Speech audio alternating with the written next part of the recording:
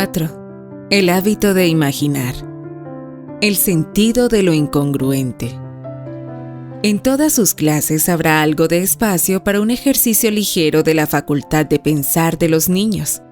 Algunas más y otras menos, y deberán alternarse juiciosamente para que después de un esfuerzo mecánico se haga uno más estrictamente intelectual y para que el ejercicio placentero de la imaginación sea seguido por un esfuerzo de la razón.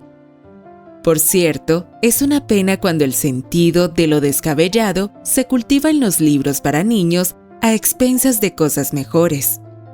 Alicia en el País de las Maravillas es un delicioso banquete de absurdos que ninguno de nosotros, viejos o jóvenes, deberíamos perdernos.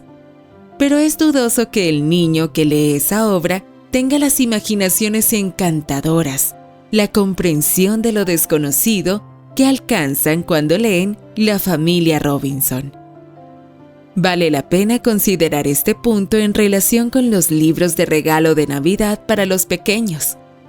Los libros humorísticos no cultivan ninguna facultad excepto el sentido de lo incongruente, y aunque la vida es más divertida cuando se posee tal sentido, cuando se cultiva en exceso suele mostrarse como un hábito poco serio.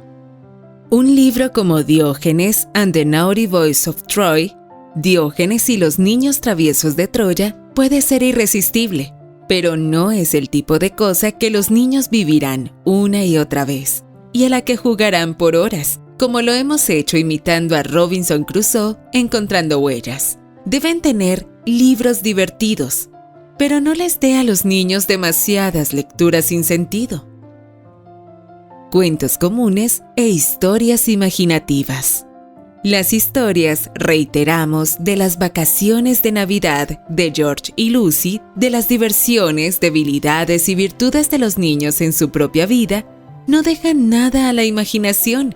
Los niños saben tan bien sobre todo eso que nunca se les ocurriría jugar a las situaciones de ninguno de esos cuentos, ni menos leerlos 2 veces. Pero los cuentos de la imaginación, las escenas ambientadas en otras tierras y en otras épocas, las aventuras heroicas, los escapes fortuitos, los deliciosos cuentos de hadas en los que lo imposible nunca los detiene bruscamente, incluso en donde todo es imposible y lo saben, y sin embargo, lo creen. La imaginación y las concepciones de gran magnitud. Lo ya dicho no es solo para que se diviertan los niños, ya que es posible que la posteridad dé luz a una generación con poca imaginación y por ello menos capaz de concebir grandezas y esfuerzos heroicos. Porque es solo cuando permitimos que una persona o una causa llene todo nuestro escenario mental que dejamos de ocuparnos de nosotros mismos y somos capaces de acciones de gran corazón en nombre de dicha persona o causa. Nuestros novelistas dicen que no queda nada por imaginar y que por lo tanto, una descripción realista de las cosas tal como son es todo lo que está disponible para ellos. Pero la imaginación es eminentemente creativa, a menos que vea no solo lo que es aparente, sino lo que es concebible y lo que es poéticamente adecuado en determinadas circunstancias. La imaginación crece, pues la imaginación no desciende, ya totalmente formada, a tomar posesión de una casa vacía, sino como cualquier otra facultad de la mente, es solo el germen de una capacidad con la cual se inicia y crece con lo que obtiene, y es la infancia, la edad de la fe, el momento de alimentarla.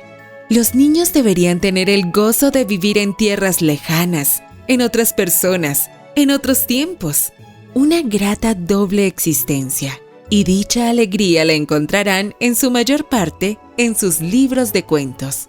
Sus lecciones, también de historia y de geografía, deberían cultivar sus poderes de concepción mental. Si el niño no viviera en los tiempos dados en su clase de historia, si no se familiarizara con los climas que describe su libro de geografía, pues dichas clases no cumplirán su propósito. Aún en las mejores condiciones de las clases, si el niño no encontrara el camino hacia los reinos de la fantasía La galería de las imágenes de la imaginación quedará pobremente habitada. El pensar viene por la práctica.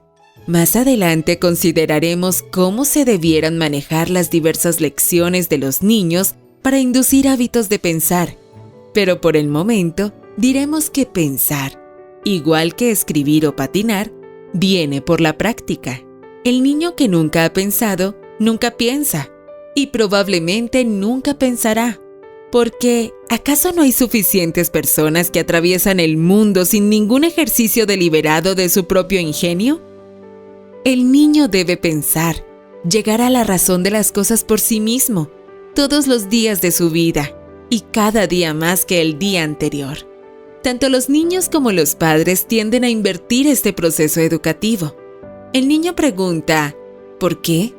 Y el padre responde, bastante orgulloso de esta evidencia de pensamiento en su hijo.